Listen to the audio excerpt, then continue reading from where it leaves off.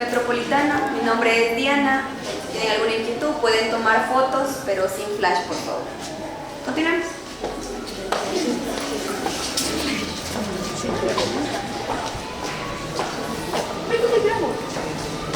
Bueno, estamos en el museo de aquí, cerca del Palacio Presidencial, aquí en Quito, Ecuador. Vamos a estar con la guía y vamos a poder vislumbrar algunas de las artesanías y de lo que es la historia aquí en el Ecuador, la capital.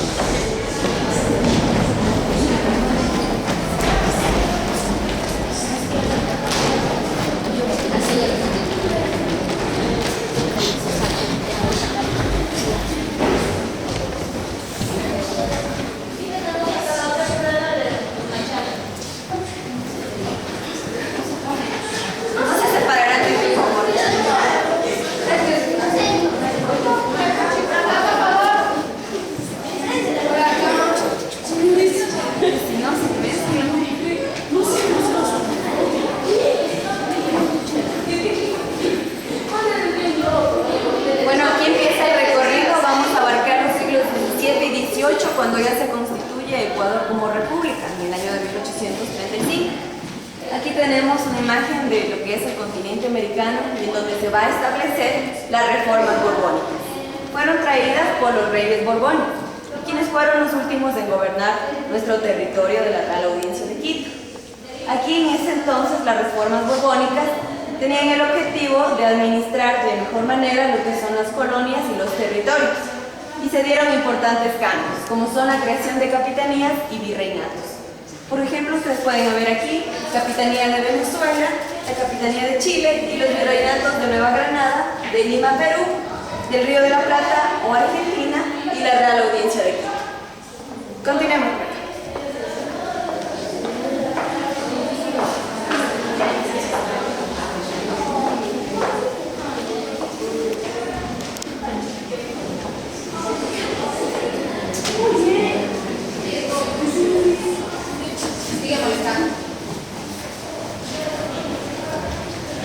Por acá pueden acercarse.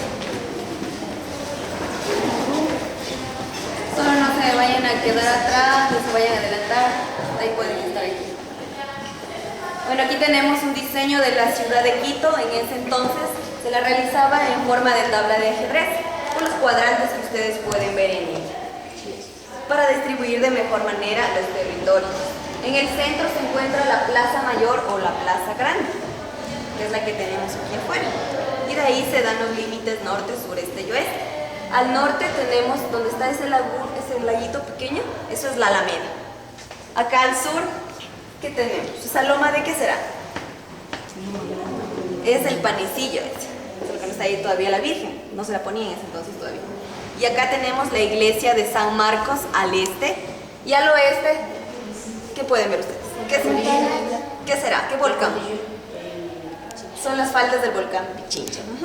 Y se encuentra rodeado de 3 quebradas importantes. Acá tenemos la quebrada de San Diego, que cambia su nombre en la mitad a llamarse Jerusalén, y por último se llama Gallinazos, que actualmente es la avenida 24 de Mayo. Aquí tenemos en cambio la quebrada del Tejar, y acá Manosalvas. Y por último la del Machamba. ¿Tienen alguna pregunta de aquí? Continuemos.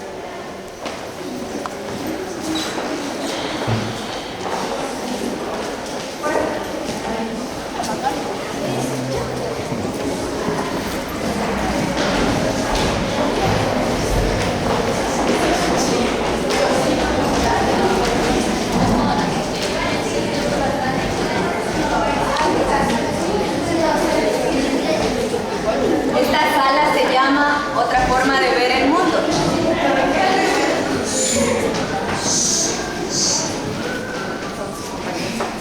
Y acá va a llegar el movimiento de ilustración.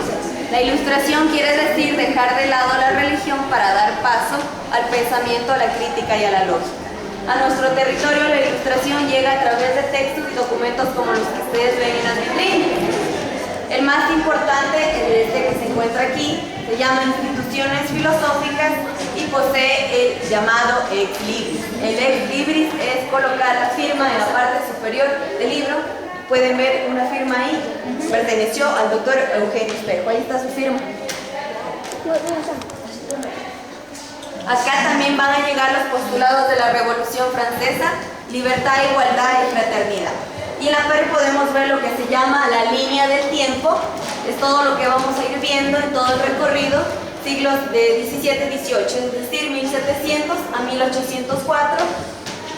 En la parte de arriba todo lo acontecido en Europa y España, y en la parte de aquí abajo la Real Audiencia de Quito.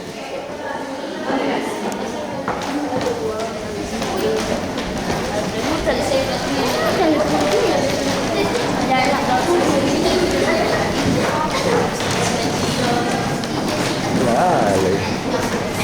¿Cómo está la Dale?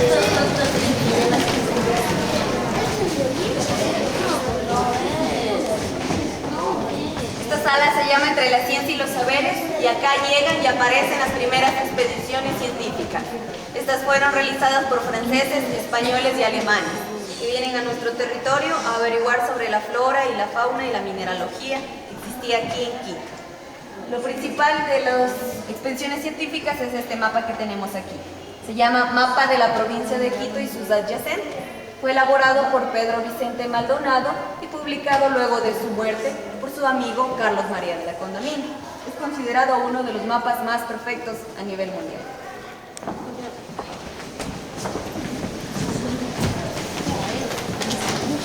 Este libro fue escrito por Carlos María de la Condamine, uno de los que formaron parte de la misión geodésica, y en este libro por primera vez se menciona la palabra o el término de Ecuador, que viene del francés equatore, que quiere decir mitad entre dos partes iguales.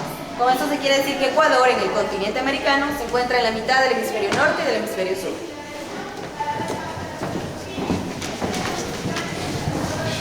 Aquí tenemos el retrato de Pedro Vicente Maldonado. En su mano izquierda posee un compás, con lo cual quiere decir que él era el cartógrafo de aquella época.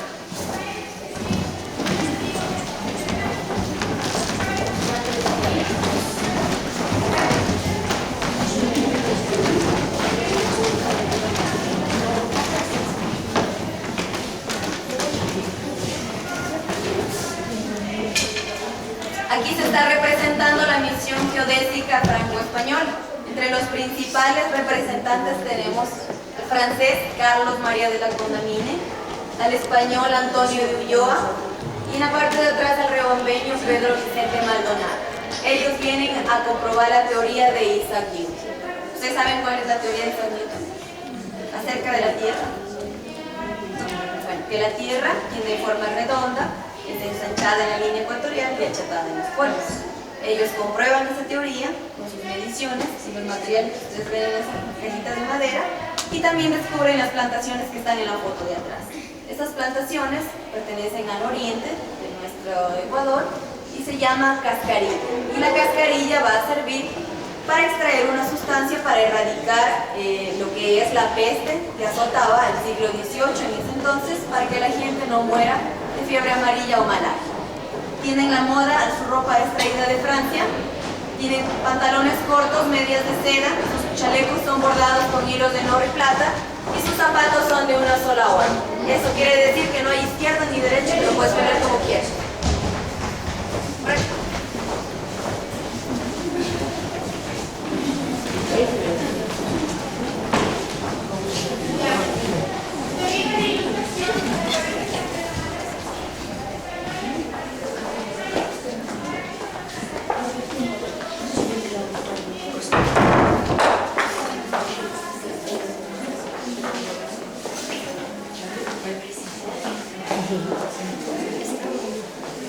Bueno, aquí van a aparecer los primeros colegios y las primeras universidades. Lo que ustedes ven aquí es el uniforme que utilizaban los estudiantes en aquella época. Las clases eran impartidas por sacerdotes en ese entonces. Este uniforme pertenece a la orden jesuita. Y aquí va a darse la primera universidad, que se llamó San Fulgencio, la otra se llamó San Gregorio Magno, y por último Santo Tomás de Aquino. Las dos últimas universidades que les mencioné se van a formar en la presidencia de Vicente Rocafuerte en el año de 1836, la Universidad Central del Ecuador, que es la que conocemos actualmente, y la cual funcionó en las instalaciones del Centro Cultural Metropolitano. Aquí tenemos al padre Juan de Velasco. Es considerado el primer historiador de nuestra Real Audiencia de Quito porque escribió la historia sobre Quito. Él fue jesuita y fue exiliado, preso en Italia, en un pueblo que se llamaba Faenza. Y ahí va a escribir este libro muy importante. Continuemos.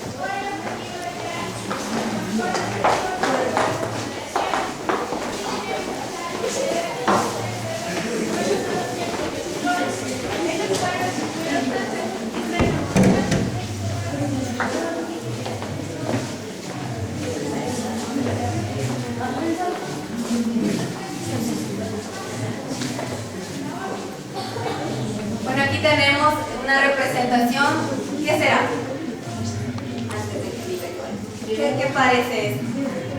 Exacto, es la primera biblioteca pública que se estableció aquí en Quito. Estuvo a cargo el primer bibliotecario, el señor doctor, ¿quién es? Exacto, él estuvo a cargo de esta biblioteca y él escribió aquí su primer periódico, Primicias de la Cultura de Quito. Su hermana Manuela Espejo también le colaboró con ese periódico, pero ella escribe sobre los derechos de la mujer. Y ya tenemos al obispo, el cual viene de México y va a traer la Declaración de los Derechos del Hombre y del Ciudadano, lo cual va a influir mucho acá en Quito para dar el primer movimiento de independencia.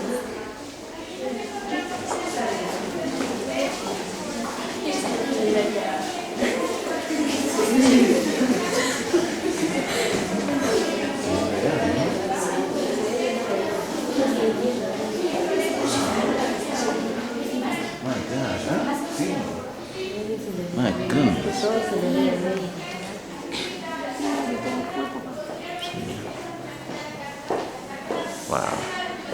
Sí se ve real. Sí. No, falta. Oh, faltan dos más. Listo.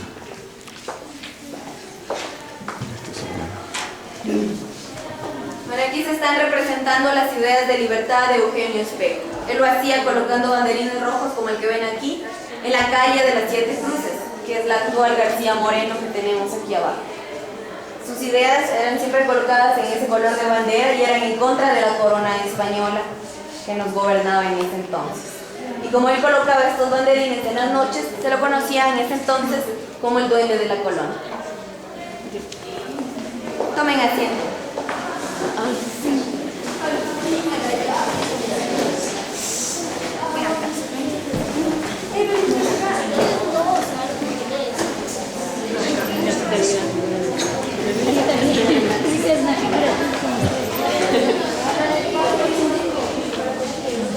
Aquí nos encontramos con una gigantografía del altar mayor de la iglesia de San Marcos.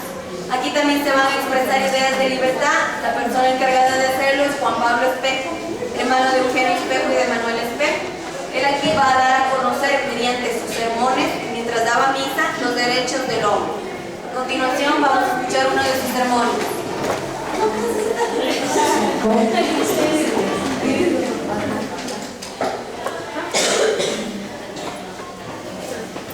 Amados feligreses, ha llegado a mis manos la Declaración de los Derechos del Hombre y del Ciudadano.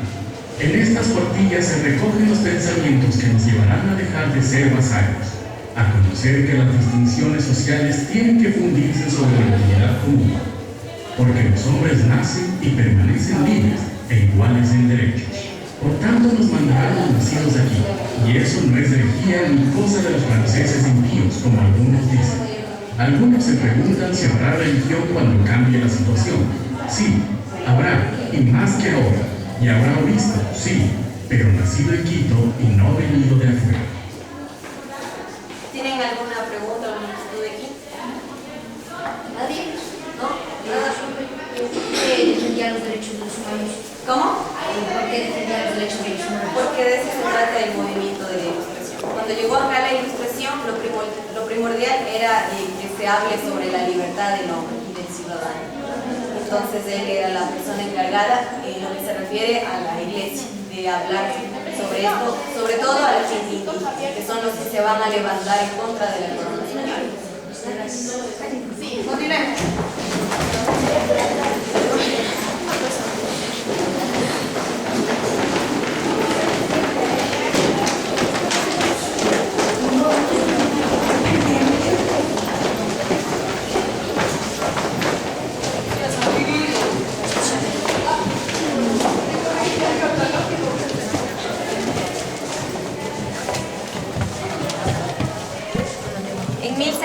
1865 se va a dar la revolución de los estancos por parte de nuestro pueblo, porque en ese entonces el pueblo quiteño elaboraba el aguardiente dentro de su casa y al rey no le gustaba eso y mandó a que se estanque, es decir, a que se retenga el licor, y para eso crea la fábrica de Santa Bárbara y pone en ese entonces el 2% de impuesto a lo que es alcohol, naipes y sobre todo el aguardiente. Entonces al pueblo quiteño no le agrada lo que hace en ese entonces la corona española y salen a las calles a protestar, hacen huelgas, queman la fábrica de Santa Bárbara que se había creado y arrojan todo el licor por las calles.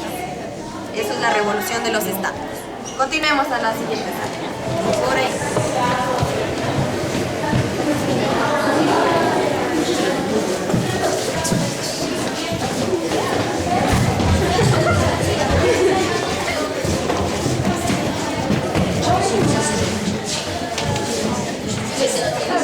Mientras eso ocurría en Quito, acá se va a llevar a cabo el Chutín de Aranjuez.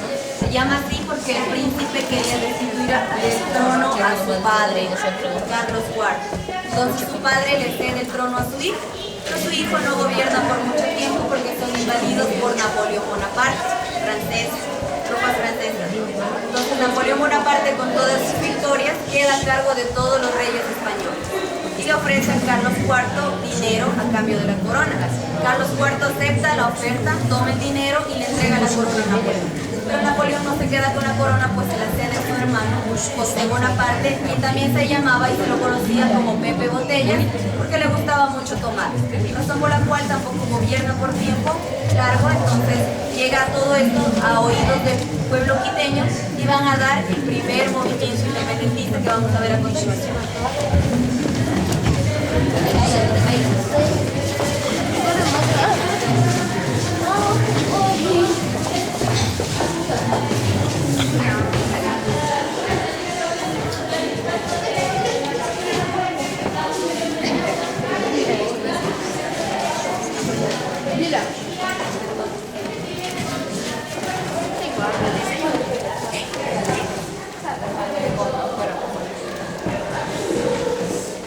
El primer movimiento independentista ocurre en lo que ven aquí en la foto, la hacienda Chillo y compañía. Aquí se lleva a cabo la revolución de los marqueses.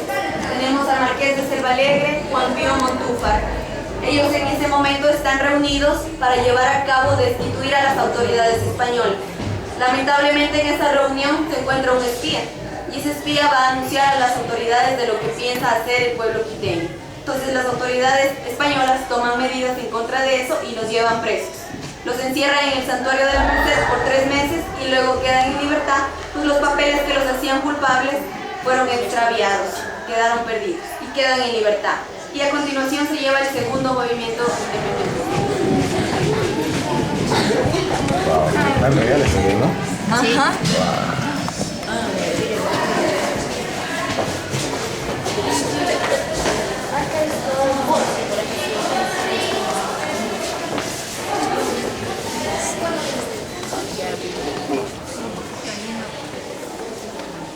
El segundo movimiento va a ocurrir en lo que ven aquí, la casa de Manuela Cañizares. Se va a llevar a cabo el famoso complot navideño, porque ocurrió un día como el 25 de diciembre de 1808. Ellos están esperando aquí a las tropas de Juan Salinas para que se nos unan y podamos destituir al conde Ruiz de Castilla. Lamentablemente Juan Salinas se demora en llegar y las personas que se encuentran aquí en este momento sienten miedo de que suceda lo mismo que sucedió en la hacienda Chillo y compañía y los tomen presos por sorpresa. Entonces deciden por un momento abandonar el plan. En ese instante Manuela, muy enojada, les dice: hombres cobardes, nacidos para la servidumbre, ¿de qué tenéis miedo? No hay tiempo que perder. Y vuelven a ingresar a la casa de Manuela para continuar con el plan. Entre los principales representantes tenemos a Juan de Dios Morales y ya tenemos a Feliciano Checa. Veamos qué ocurrió con el plan.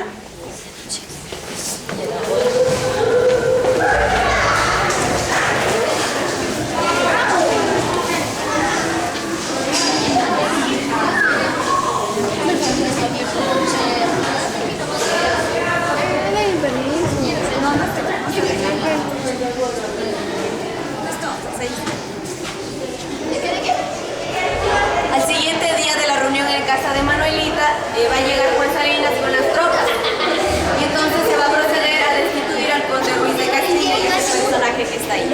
La persona encargada de destituir al conde Ruiz de Castilla, que era quien en ese entonces era presidente de la Real Audiencia de Quito, es Antonio Ante. Antonio Ante es secretario de la Junta de Gobierno y él va a destituir al conde Ruiz de Castilla.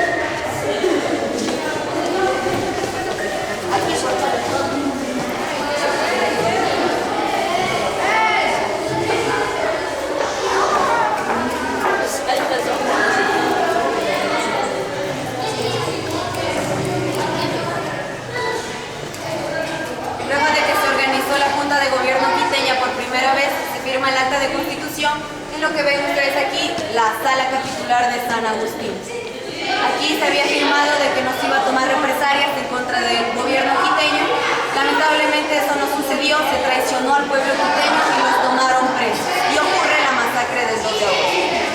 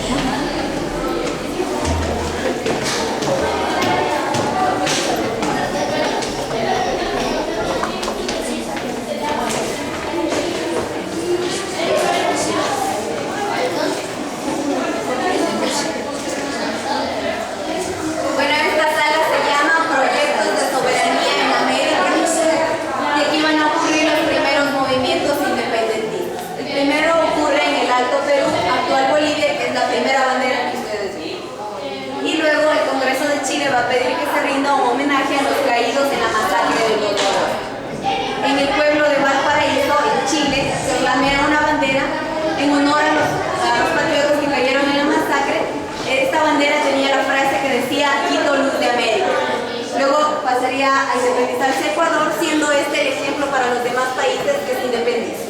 A ver si me ayudan después de Ecuador, ¿cuál es el siguiente país? Venezuela. Venezuela, luego Colombia. Luego de Venezuela, Chile.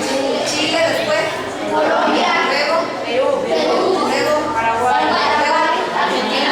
Luego Uruguay.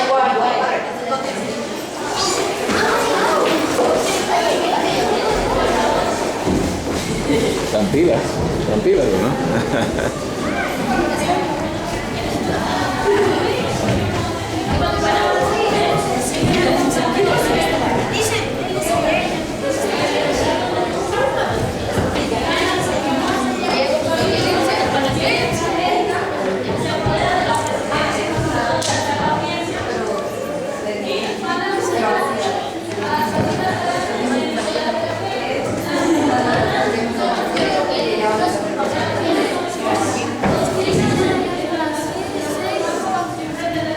España siente temor de perder sus posesiones en América y de Filipinas. Por tal razón crea las Cortes de Cádiz, que es donde nos encontramos en este momento.